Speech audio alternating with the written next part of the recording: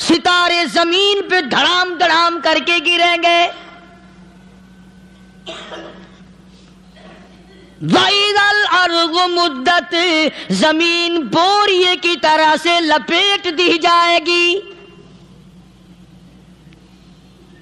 وَإِذَا الْجِبَالُ سُيِّرَتْ یہ بڑے بڑے پہاڑ ہوا میں کپاس کی طرح اڑتے پھریں گے. تمام کے تمام علامات قرآن کریم بتا رہا ہے. اور آج مسلمان ہے، میں خود ہوں، آپ ہیں، میں قسم کھاتا ہوں کہ ہمیں خدا کے کلام پہ یقین کوئی نہیں. اگر یقین ہو پھر یہ غفلت. صحابی مدنی کریم صلی اللہ تعالی علیہ وسلم کا ساری رات کروٹیں بدلتا ہے. صبح ہوئی بیٹی نے پوچھ لیا، ابا جان میں ساری رات دیکھتی رہی، آپ کو نیند نہیں آئی، کیا کوئی تکلیف ہے؟ دیکھنے والی بیٹی کے بھی قربان جاؤں، بے چین ہونے والے ابا کے بھی قربان جاؤں. آخر بیٹی بھی جاگ رہی ہوگی تبھی تو دیکھا ہوگا. کہنے لگے ابا میں نے ساری رات کروٹیں بدلتے دیکھا، کیا بات ہے، آج نیند کیوں نہیں آئی؟ فرمایا لختے جگر او نور نظر، او میری بیٹی کل قرآن کریم کی ایک آیت سن کے آیا ہوں، ثم لم یتوبوا فلہم عذاب جہنم ولہم عذاب الحریق.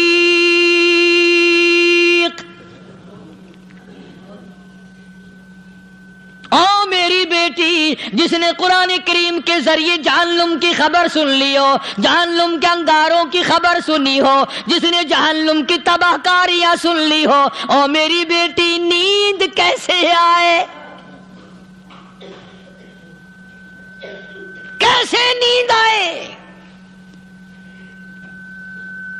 امام شافعی رحمت اللہ علیہ اتنے بڑے جلیل القدر ولی کامل ہیں، وقت کے امام ہیں، پرہیزگار متقی ہیں، اپنی بیٹی کو فرمانے لگے لختے جگر تیری آنکھیں بگڑتی چلی جا رہی ہیں، میں دیکھتا ہوں تو ساری رات نیند نہیں کرتی، ساری رات سوتی نہیں، مصلی پہ کھڑی ہو کر قرآن پڑھتی رہتی ہے، تو کچھ نیند کر لیا کر، آنکھوں سے محتاج ہو جائے گی. عرض کرنے لگے ابا جان نیند آتی ہے، بستر پہ لیٹ جاتی ہوں، آنکھ لگنے کو ہوتی ہے، فوراً میرے دل میں خیال آتا ہے شافی کی بیٹی تو نے تو بستر سنبھال لیا، صبح تیری نامعلوم زمین کے اوپر ہوگی یا لاکھوں من مٹی کے نیچے ہوگی.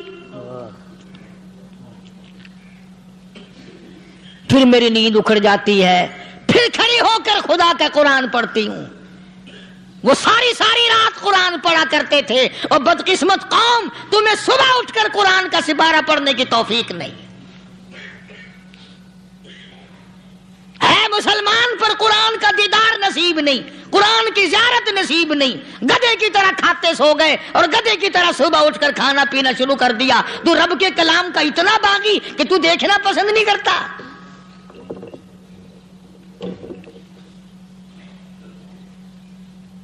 اور دنیا کی چیز اگر گھر میں نہ ہو، ٹھنڈے ٹھنڈے سانس مارتے ہیں عورتیں بھی، ہاں جی اپنی زمین کوئی نہیں نا، اپنی ہاں جی مکان اچھا اپنے پاس کوئی نہیں، فلاں چیز اپنے پاس کوئی نہیں. کبھی کسی نے ٹھنڈا سانس مارا کہ ہم 10 آدمی ہیں گھر کے، ایک آدمی بھی قرآن پڑھنے والا نہیں، ہم سارے کے سارے پتہ نہیں کیسے اکٹھے ہو رہے ہیں.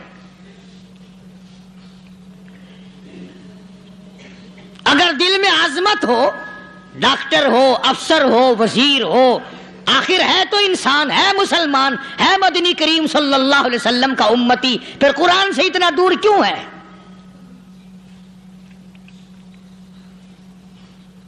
تو اللہ پاک جل شانہ نے فرمایا میرے بندے ہر حال میں ڈر، ہاں تیری ساری چلاکیوں کو میں جانتا ہوں، تیری ساری ہوشیاریوں کو میں اچھی طرح جانتا ہوں. فرمایا وہ دن دور نہیں، آیا وقت قیامت کا، آیا، کوئی کسی کے کام نہیں آئے گا.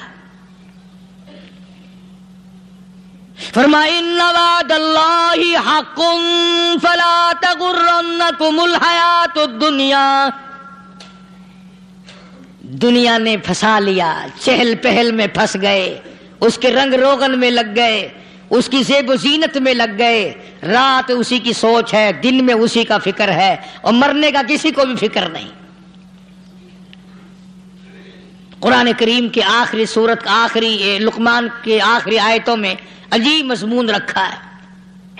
فرمایا ان اللہ عندہ علم الساعۃ وینزل الغیث، قیامت کا ٹھیک وقت اللہ کے سوا کوئی نہیں جانتا۔ کسے معلوم ہے ابھی اگلے منٹ میں کیا ہو جائے گا، سیکنڈ میں کیا ہو جائے گا۔ اچھا ایک بات میرے ذہن میں آئی، یہ بڑے بڑے لوگ آپ کو ملیں گے دیہاتوں میں بھی، بازاروں میں بھی، شہروں میں بھی، فلانا بزرگ غیب کی باتیں بتایا کرتا تھا، فلانا ولی یوں بتایا کرتا تھا۔ کبھی یہ بھی تو پوچھنا کہ اس ولی نے کبھی یہ بھی بتایا کہ میں مروں گا کب، کس دن مروں گا؟ جب اپنی موت کا پتہ نہیں تو اور کسی چیز کا کیا پتہ ہے؟ صرف اٹکل پچو تیر لگانے والی بات ہے۔ ابھی چند مہینے ہوئے یہاں میرے پاس چند نوجوان آئے ملتان شہر سے اور کہنے لگے کہ 25,000 کی چوری ہو گئی ہے، بتا کدھر کون لے گیا، کدھر لے گیا۔ میرے پاس آئے یہاں، میں نے کہا بتا دوں گا پر آدھے لوں گا۔ کہنے لگا نہیں دیکھا نا جی اتنا تو نہ کرو۔ اب میں نے کہا وہ سارے ہی چلے گئے یار، یقین کرو میں یہاں چارپائی میں بیٹھا ہوں دروازے کے باہر، عصر کے بعد پوری پارٹی آئی اسی شہر کی کہ 25,000 روپیہ گم ہو گیا ہے، بتا کدھر گیا ہے۔ سب لوگ کہتے ہیں قاری حنیف بتاتا ہے، سنو قاری حنیف بتاتا ہے، ٹیلا کرا دوں گا میں۔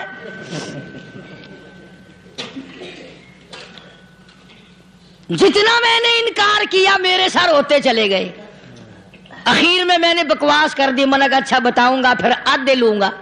کہنے لگے نہیں تماشا دیکھا، یعنی اندازہ لگاؤ کہ ہم شہر سے سن کر آئے ہیں کہ قاری حنیف چوریاں بتاتا ہے۔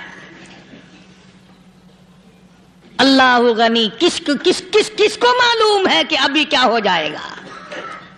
اللہ پاک نے کسی کو نہیں بتایا۔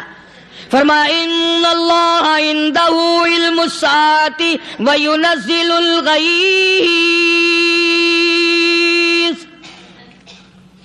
قیامت کا ٹھیک وقت کسی کو معلوم نہیں، بارش کا کوئی پتہ نہیں کب ہوگی، کتنی ہوگی۔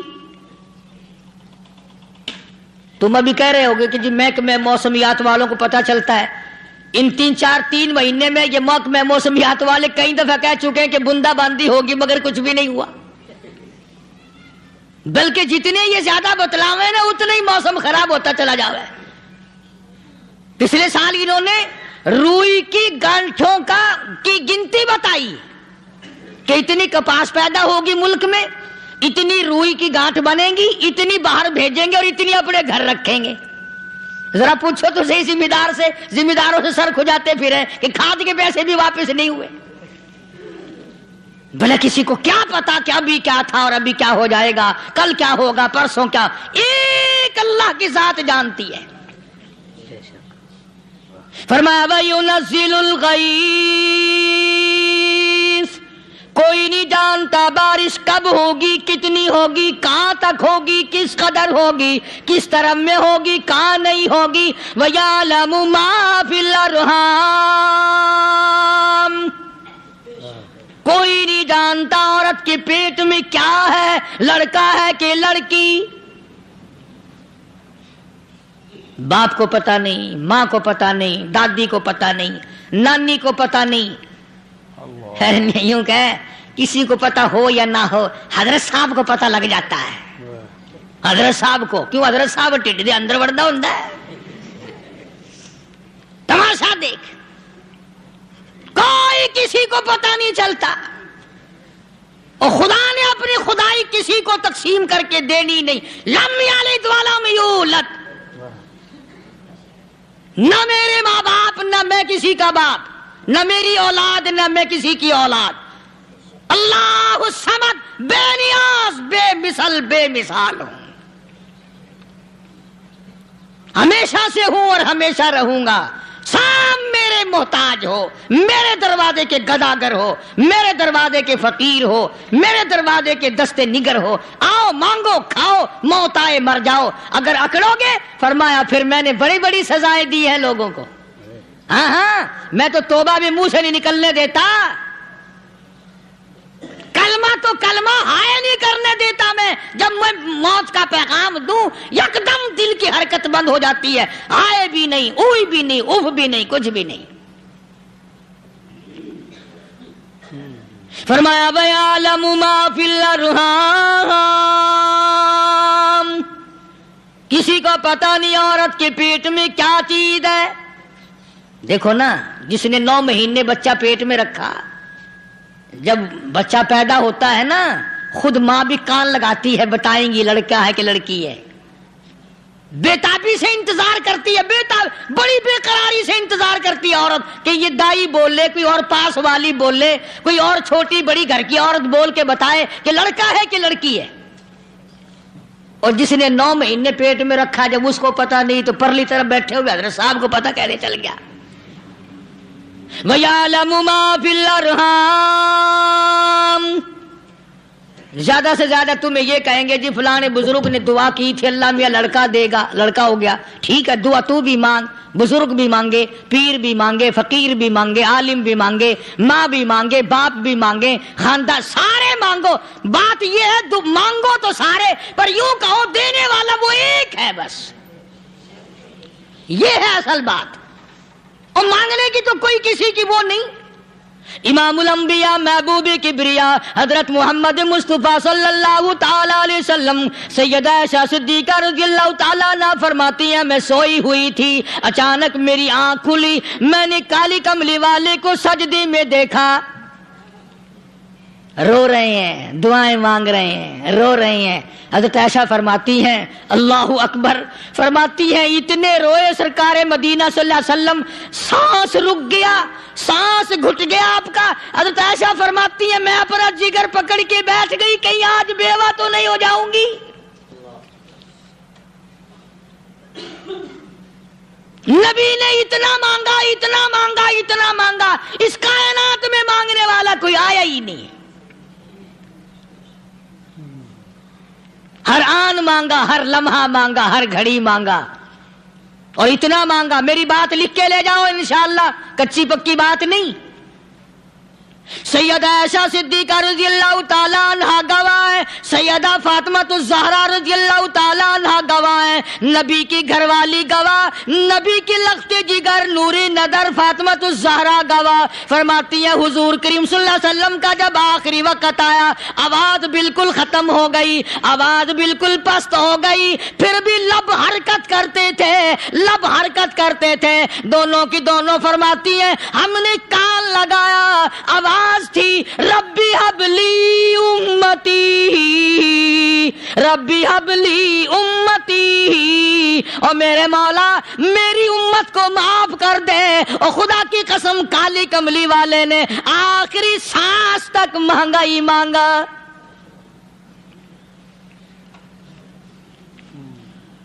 چاہے تیرے لیے مانگا، امت کے لیے مانگا، مگر ہر وقت مانگا۔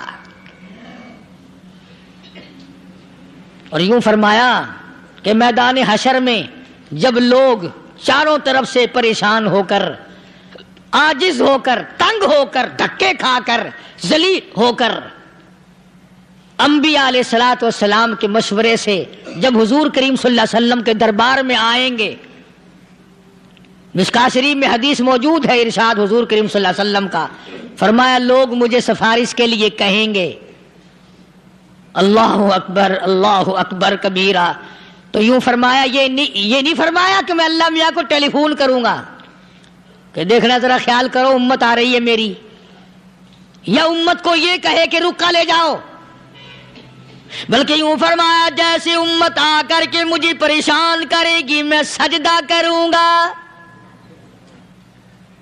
میں سجدہ کروں گا، اس وقت بھی سر میرا در تیرا، جھولی میری عطا تیری۔ اور حدیث پاک کا اگر مضمون پڑھ کر دیکھو سارے مضامین حل ہو جائیں۔ یوں فرماتے ہیں خود حضور کریم کہ میں اتنا لمبا سجدہ کروں گا اس وقت قیامت میں، اتنا لمبا سجدہ کروں گا کہ 7 دن 7 راتیں کا وقت 1 ہفتے کے برابر وقت لگ جائے گا، میں سر سجدے سے نہیں اٹھاؤں گا۔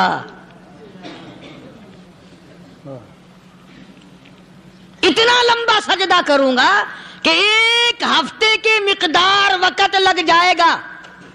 یہ مقدار کیوں فرمایا؟ قیامت کا دن ہے نا، دن ڈھلنا نہیں، چھپنا نہیں، رات آنی ہی نہیں، رات تو ہے ہی نہیں نا، اس لیے فرمایا 1 ہفتے کی مقدار دن لگ جائے گا، وقت ختم ہو جائے گا پورا ہفتے کے برابر۔ اس کے بعد اللہ پاک مجھے فرمائیں گے ارفع راسک یا محمد صلی اللہ علیہ وسلم، میرے محبوب سر اٹھاؤ، سل مانگو توتا دوں گا، مانگو دیا جائے گا، سوف یعطیک ربک فترضی، تیرا رب تجھے راضی کر دے گا۔ صحابہ اکرام رضوان اللہ تعالی علیہ مجمعین نے عرض کر دیا یا رسول اللہ صلی اللہ علیہ وسلم آپ کس وقت راضی ہوں گے؟ کتنے لوگ جنت میں چلے جائیں گے، دوزخ میں چلے جائیں گے، آپ کس وقت راضی ہوں گے؟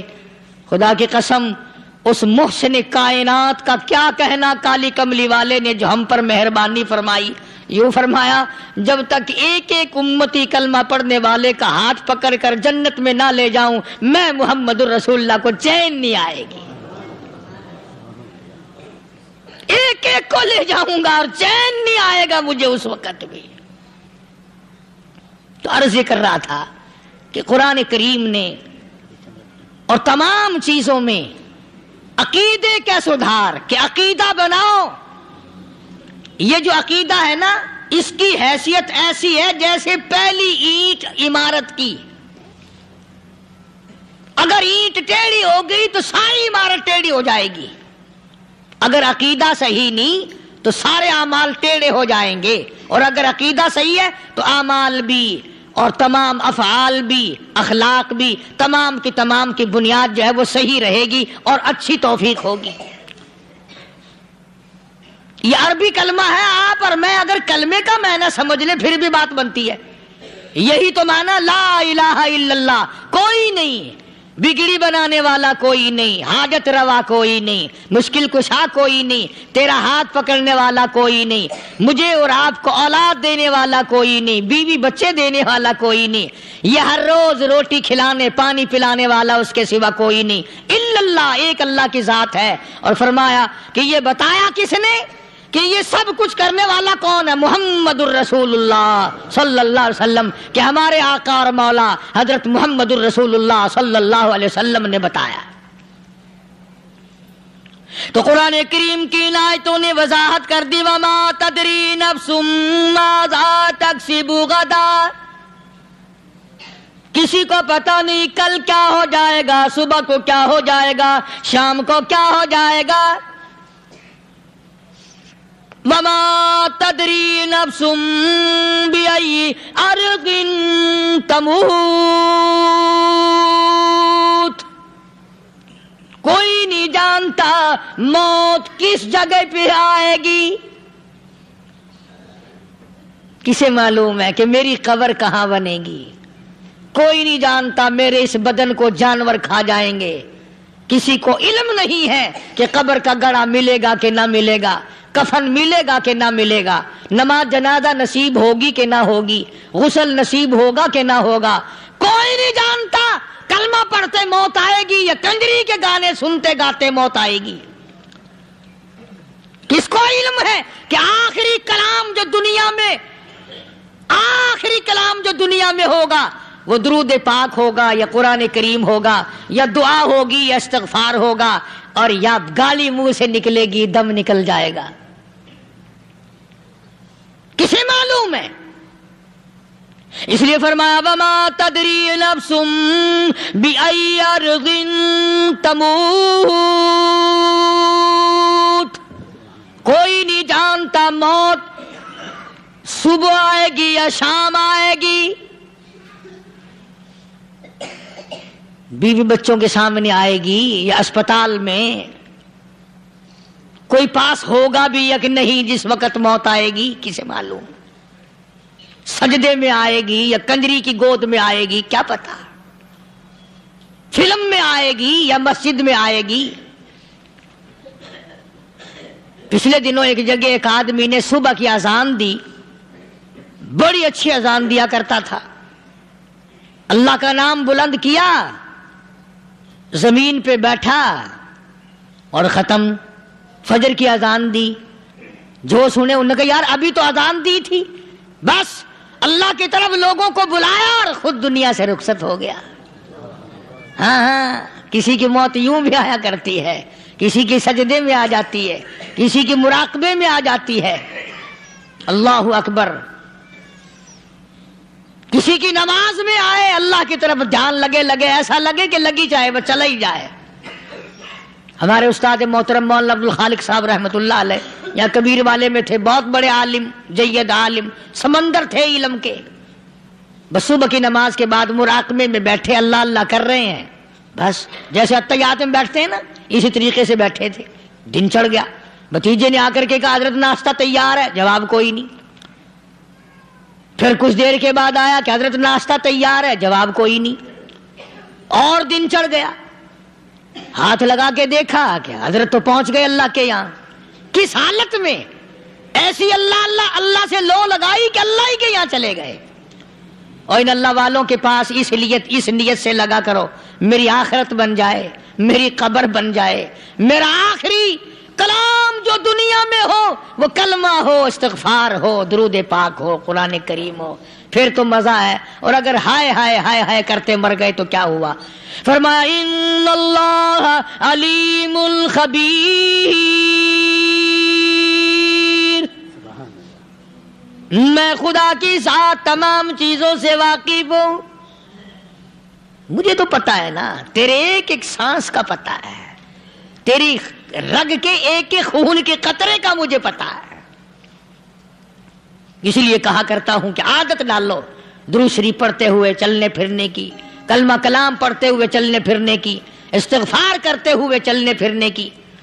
پہلے زمانے میں جب ٹھوکر لگتی تھی تو لوگ سبحان اللہ کہتے تھے، اللہ اکبر، استغفر اللہ۔ اب گالی منہ سے نکلتی ہے، اب گالی منہ سے نکل رہی، گالیاں بکتے ہوئے لوگ مر رہے ہیں۔ حضرت معاذ بن جبل رضی اللہ تعالیٰ عنہ مدینہ پاک میں بیمار ہے، آخری وقت ہے۔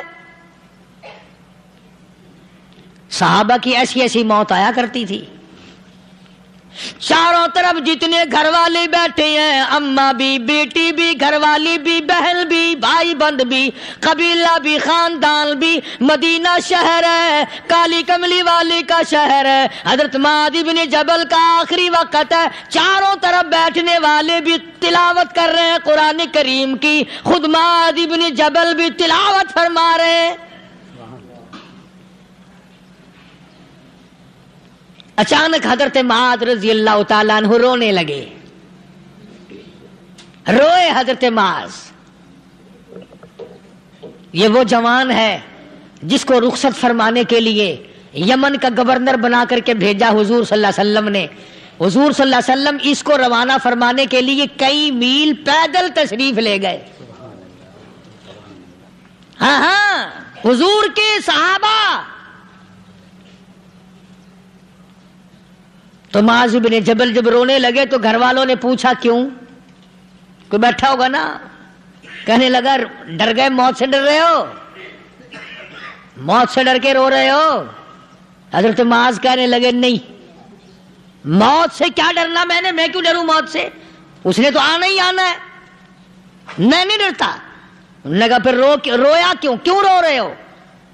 اللہ اکبر۔ صحابی کہتا ہے میرے دل کی تمنا میرے دل میں رہی، میری آرزو پوری نہ ہو سکی، میری حسرت میرے دل میں رہی، میرا شوق پورا نہ ہو سکا، میری آرزو پوری نہ ہو سکی، میری تمنا پوری نہ ہو سکی، بستر پہ موت آ رہی ہے اس لیے رو رہا ہوں۔ اے کاش رمضان کا مہینہ ہوتا، میں روزے دار ہوتا، گرمی کا موسم ہوتا، مجھے سخت پیاس لگی ہوتی، ہوتی, کفار سے مقابلہ ہوتا, میدان جہاد اور جنگ ہوتا, میں کئی کافروں کو قتل کر دیتا, پھر وہ مجھے قتل کر دیتے, میری زبان کاٹ لیتے, میری اللہ کے یہاں پیشی ہوتی, میرا رب مجھ سے پوچھتا میں آج دنیا سے کیا لایا, میں عرض کرتا الہی بولوں کیسے, تیری راہ میں زبان کٹا کے آیا ہوں اور روزہ رکھ کر آیا ہوں, تیرے محبوب کے حوض کوثر کے پانی سے روزہ افطار کروں گا.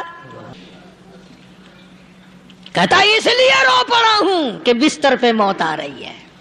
ڈر کس چیز کا؟ یہ نہیں ڈرا کرتے تھے. حضرت ابو ایوب انصاری سب کہہ دو رضی اللہ تعالی عنہ. اللہ اکبر, کتنا بڑا مقدرہ والا جوان ہے. مدینے پاک میں حضور کریم صلی اللہ علیہ وسلم نے اسی کے یہاں ڈیرا لگایا.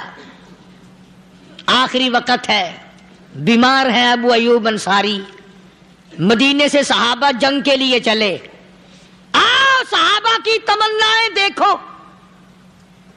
ہم جتنے بیٹھے ہماری تمنا تو یہی ہے نا, کاروبار بڑھ جائے, مکان دکان کا ساز و سامان بڑھ جائے, یہ مل جائے وہ مل جائے, یہ ہو جائے وہ ہو جائے. ابو ایوب انصاری بیٹھے ہوئے دیکھ رہے ہیں صحابہ سواریوں پہ پیدل تلوار نیزے تیر لے کے چلے. ابو ایوب انصاری کہنے لگے کہاں چلے ہو؟ کہ جہاد فی سبیل اللہ کے لیے. کہنے لگا مجھے بھی لے چلو. سمجھ رہے ہیں آپ سارے؟ فرمایا مجھے ساتھ لے چلو. کہا کمال ہے, بیمار آدمی اور جنگ میں بیمار کا کیا کام ہے, کیا کرو گے؟ نے کہا مہربانی کرو, احسان کرو مجھ پر, مجھے ساتھ لے کے چلو. خدا کے بندے بیمار ہے, کرے گا کیا میدان جہاد میں؟ کہنے لگا تم تو بیمار کی بات کر رہے ہو, مجھے ساتھ لے چلو اونٹ پہ ڈال کر. توجہ کرنا ذرا, آخری بات میرے یاد آئی ہے بتانے لگا ہوں. ابو ایوب انصاری حضور کا میزبان مدینے والا کہتا ہے میں بیمار ہوں, مجھے اونٹ پہ ڈال کے لے چلو, اور اگر میری راستے میں موت آ جائے پھر بھی میری لاش کو ساتھ لے جانا. جہاں کفر اور اسلام کا جنگ ہوگا, مقابلہ ہوگا, اس میدان میں میری لاش کو پھینک دینا. شاید کسی مجاہد کی سواری کا پیر میرے اوپر آ جائے, میں بھی قیامت میں اللہ کے حضور میں کہوں گا یا اللہ تیرے میدان جہاد سے اٹھ کے آیا ہوں میں بھی. اندازہ لگا ابو ایوب انصاری کی تمناؤں کو دیکھ, حسرتوں کو دیکھ. فرمایا مجھے ساتھ لے چلو, اگر میری موت آ جائے تو لاش کو بھی پھینکنا نہیں, دفن راستے میں نہ کرنا, ساتھ لے چلو, وہاں میدان میں ڈال دینا, اور اسلام کے لیے جو لڑنے والے ہوں, کفر کو مٹانے والے ہوں, ان کے پیر میرے اوپر آ جائے میں کامیاب ہو جاؤں گا. ایک تم ہو جو مسجد میں جھاڑو دینے سے بھی آر کرتے ہو, صف بچھانے میں بھی تمہیں شرم آتی ہے, صف اکٹھا کرنے میں بھی تمہیں شرم آتی ہے, ادھر ادھر کوئی چیز کرنے میں تمہیں کیا معلوم ہے جس وقت قیامت کے دن ان شاہی درباروں کے خادموں کو انعام ملے گا نا, پھر ٹکرے مارو گے, او ہو لو بھائی کمال ہو گیا, ہم تو یوں ہی رہ گئے. آج توفیق نہیں رہی, اللہ سے مانگ, سوتے بھی مانگ, جاگتے بھی مانگ, ہر وقت مانگ, وہی تیری میری جھولی بھرے گا, اسی کی عطا اور بندہ نوازی سے ہم سب کا کام چلے گا.